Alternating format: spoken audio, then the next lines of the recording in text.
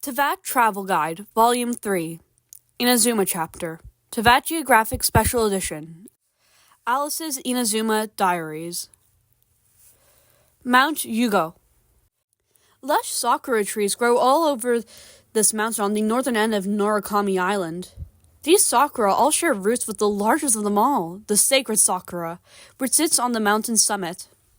The Grand Norakami Shrine, greatest of the Inazuman shrines, is dedicated to the sacred sakura. Lily Ai has been the one managing the shrine in recent years. Ah, how she's grown! It's just a shame, really, to think that I can never again make her cry as easily as I used to. Really, I thought she'd quickly get drunk, start to cry, and start talking all silly. But she drank me under the table instead. I made a fool of myself in the process and was quite thoroughly mocked for it. Game made out to be some old woman who got what was coming to her. Pah. And here I was looking to tease that little girl a bit more too. Inazuma City. I bought a new firework formula from that Nagahara kid's place, but when he heard me talking about a new medicine that might cure his deafness, he demurred and did not accept it. This kid is ever the conservatives about explosives, always diluting them to the point where they cannot cause any obvious physical changes to the environment, and always relying on the combustion of different metals to produce monotonous visual effects.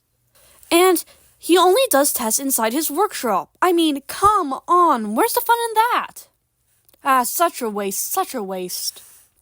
Now, as for his daughter Yoimiya, she's an interesting young lady. We collected a lot of sweets during the festival and tried all kinds of new formulas out.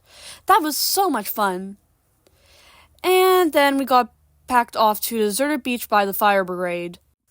Something about new rules which keep the peace in Inazuma City or something similarly silly.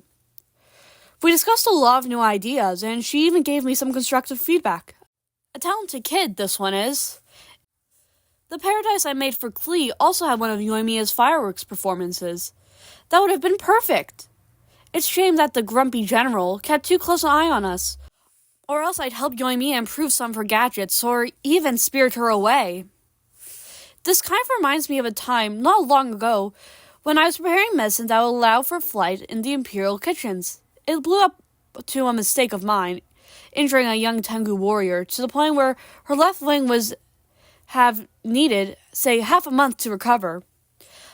I had wanted to help her patch the wound up, but it seemed that she's been avoiding me ever since. Well, I left her some medicine all the same, just to see how its effects would turn out. After the incident, it seems the person who spends all their time holed up in Takanashuku has sent some soldiers specifically to watch my every move. I mean, that's a bit much. I even apologized right to her face, but she just won't let up. She was the one who allowed me to conduct experiments in the Imperial Kitchen in the first place, you know. Also, Miss Kamisato declined my idol group invitation for the 6th time running. What a disappointment. Tatara Suna. Tatara Suna is an island chain that is naturally shaped like a ring. The mountains rise to overlook the sea surrounding the large blast furnace in the middle. This is where Inazuman's jade steel is produced and endlessly made into the best weaponry for the high-faulted bigwigs of Inazuma.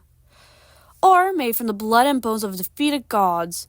This place is the Tenryu's Commission's pride and joy, and as such, he takes extra good care of the workers and technical specialists.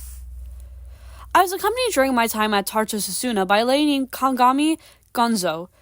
She seemed to be the leader amongst the workers there. Even though she was a Tenryou commissioner's subordinate, she very much looked like his equal in front of the workers.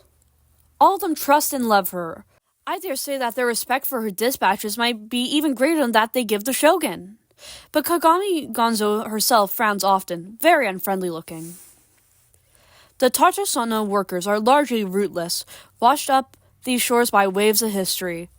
Their many tattoos and working songs set them apart, but also strengthens their mutual bonds. Like the other workers at Tartosuna, Kagami Gonzo's body has scars from high-temperature burns from the Tartarigami. These may be signs of short-lived or ill people in the eyes of outsiders, but there, it's how they identify family. I took the liberty of modifying the Mikage furnace. throwing a few valves and panels into the sea, improving the containment dome, which back then could, at best, be rated better than nothing. I wonder if those engineers from Fontaine will be pleasantly surprised. Old Man Kuju might get a little upset from the protection going down, but at least the furnace isn't going to go haywire from overheating. And I believe, even in the event of war, which may soon come, the explosion should not be too large, or large according to my personal standards, of course. Actually, might my ingenious invention perhaps prevent war from breaking out at all? Well, I, for one, would be more than pleased to see the expressions on those astrologers' faces when their predictions come to naught. Ha! Yasuhori Island. The clear blue skies over Yasuhori Islands really are a pleasant sight. The Strongi Omaujis explain that the Raiden Shogun placed many wards over this place to prevent the corruption that seeps from the remnants of the Serpent God. Or something like that. I'm not good with their religious jargon. As far as I can observe, those lampposts are quite interesting. Although they have the appearance of items dedicated to the Electro Archon, the technique used to make them are quite familiar to me. Oh, whoa, would you look at that? This is supposed to be a travelogue, not some tedious academic paper. We were warmly welcomed by Washizu, the head of Uiji Village. The grilled fish and onigiri were great. Also, that place called Nasuachi Beach is full of friendly pirates. It's such a shame that I couldn't stay on this island for longer. The mines on the island are busy places indeed, but the equipment they use are quite backwards. Even though the Shogun put all those wards down, blocking off most of Takagami's spread, many miners have still contracted chronic illnesses from prolonged exposure to the influence of those snake-boned crystals. The sakura mochi that the Umayuji brought with them are very tasty, but they're hardly equal to the views that Little Ye makes. I should probably pay a visit to Ashra's shrine later. I wonder how that fat cat's been doing lately. I did try to catch it with specifically crafted cage the other time, only to be stopped by that killjoy shrine maiden.